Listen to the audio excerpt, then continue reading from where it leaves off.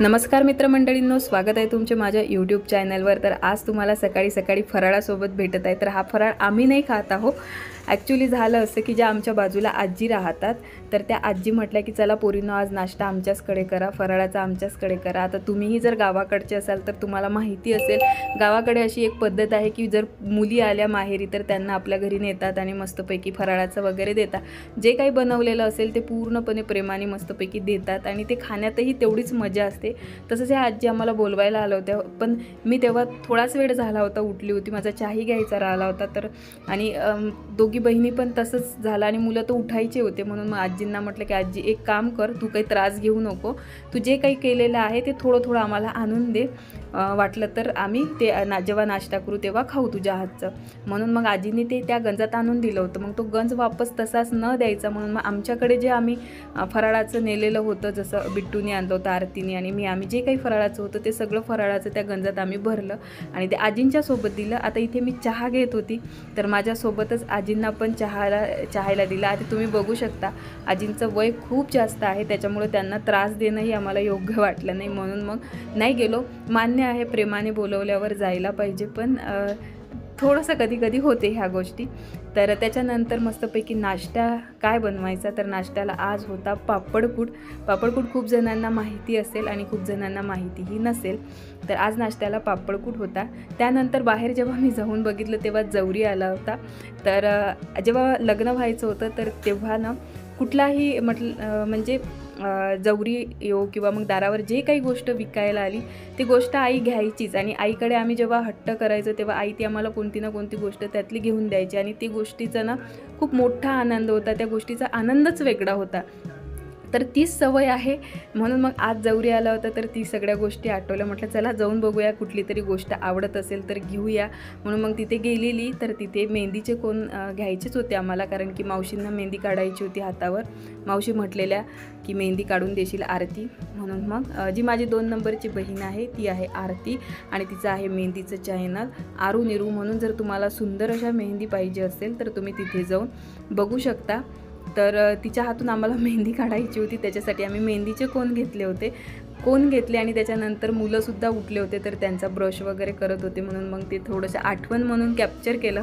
आणि त्याच्यानंतर मी वर आली, कारण की वरची ही जी रूम आहे ही रूम आम्हाला साफ करायची होती त्याच्यामुळं। आणि आज माझी जी 2 नंबरची बहीण आहे तीसुद्धा येणार होती, तर ती यायच्या पहिलं आम्हाला ही रूम साफ करून स्वयंपाक करायसाठी सुद्धा खाली जायचं होतं, त्याच्यामुळं मग मावशींनी आम्ही थोडंसं फास्टमध्ये कामाला लागलो होतो।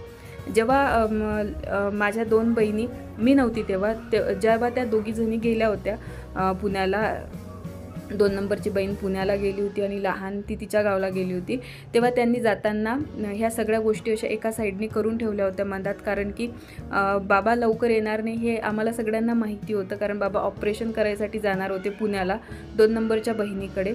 त्याच्यामुळं मग हे ज्या गोष्टी आहेत ह्या खराब नाही झाल्या पाहिजे, आतमध्ये पाणी वगैरे आलं तर, म्हणून मग ह्या सगळ्या गोष्टी मधात व्यवस्थित ठेवल्या होत्या, जेणेकरून ह्या खराब नाही झाल्या पाहिजे।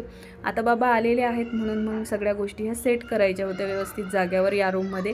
आणि या रूमच्या खूप सगळ्या आठवणी आहेत माझ्या, कारण की मी लग्नाच्या पहिले, जसं मी 10वीत मी होती म्हणूनच बाबांनी ही रूम बांधली होती की आता पोरींना अभ्यास वगैरे करायचा असतो। खाली आता तुम्ही बघितलंच हॉल आहे, त्याच्यानंतर किचन आहे आणि बेडरूम आहे, असे 3 रूमच आहेत खाली।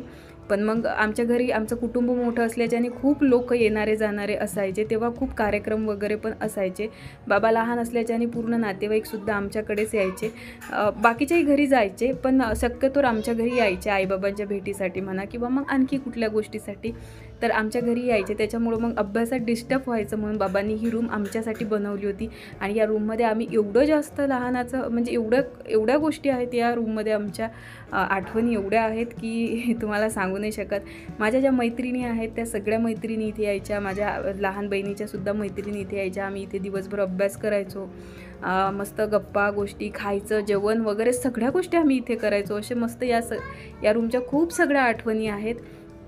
तर जेव्हापासून माझं लग्न झालं त्याच्यानंतर आरती तर इथे नव्हती शिकायला, आणि लहान बहीण होती पण ती पण बाहेरच होती, त्याच्यामुळे ती रूम जास्त काही यूजमध्ये नाही आहे. तर आता फक्त ती रूम जेव्हा पाहुणे वगैरे जास्त होतात तेव्हा त्यांच्या झोपण्यासाठी वगैरे अशाच यूजमध्ये राहते. पण ती सगळी व्यवस्थित साफ करून घेतली, कारण की बहीणही येणार होती. मग विचार केला की पाहुणे आणि ड्रायव्हर वगैरे जर आले तर त्यांना झोपायला लागेल, म्हणून मग ती रूम आम्ही व्यवस्थित क्लीन करून घेतली तेव्हा. आणि त्याच्यानंतर खाली आलो तर पोरं मस्तपैकी नाश्ता करत होते तिघं पण. तर नाश्ता केला आणि नाश्ता झाल्यानंतर लागलो आम्ही स्वयंपाकाला.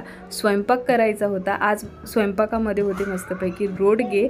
जेव्हा आम्ही माहेरी जातो तेव्हा रोडगे बनवल्याशिवाय राहत नाही. त्याच्यामागं कारणही आहे. रोडगे बनवायची जी प्रोसेस आहे ती थोडीशी मोठी आहे आणि जेव्हा ते बनवतो ना तेव्हा सगळेजण मिळून मिसळून गप्पा गोष्टी ह्या सगळ्या गोष्टी करतो, तेव्हा ना ते बनवण्याचा आनंद खूप मोठा असतो आणि त्याच्यात जो टाईम जातो निघून की हे करूया ते करूया, तेव्हा गप्पा गोष्टी, त्याच्यामुळं ना मजा येते. आणि त्या जेवणाचाही वेळ होत जातो, त्याच्यामुळं त्या जेवणाचाही जे स्वाद म्हणतो आपण, म्हणजे चव, तीसुद्धा खूप चांगली होत जाते. आणि रोडगे माझे खूप जास्त फेवरेट आहे. म्हणजे मी पुरणपोळी खाणार नाही, नॉनव्हेजही खाणार नाही, पण रोडगे जर मला दिले तर मी 2ही दिवस ते खाऊ शकते, एवढे मला आवडतात, माझे फेवरेट आहेत. तर अशा सगळ्या गोष्टी माहेरी गेल्यानंतर होतात, त्याच्यामुळे माहेरी जायला आवडते मला. आणि आता तुम्हाला आजूबाजूचा खूप जास्त आवाजही येत असेल तर त्याचं कारण आहे की घरात खूप सगळे पाहुणे आहे, त्याच्यामुळं थोडंसं होत आहे इकडे तिकडे गोष्टी. व्हिडिओ पण टाईमावर येत नाही आहे, बट हळूहळू काही दिवसातच मी आता घरी जाणार आहे, तेव्हा मग हळूहळू सगळ्या गोष्टी व्यवस्थित टाईमावर येतील. त्यानंतर मुलं मस्तपैकी खेळत होते. मिहीर आला होता इकडे, पाहुण्यांना जेवायला दिलं होतं, तिघं पण जेवायला बसलेले होते. त्यांचं जेवण झालं, त्याच्यानंतर आम्हीसुद्धा जेवण केलं. याच्यानंतरचा जो काही दिवस आहे त्याचा व्हिडिओ मी तुमच्यासोबत उद्या शेअर करेन. जेवण खूप टेस्टी झालं होतं. व्हिडिओ जर आवडला तर प्लीज लाईक करा, कमेंट्स करा, शेअर करा. आता उद्या भेटते 5 वाजता. तोपर्यंत take care and bye bye.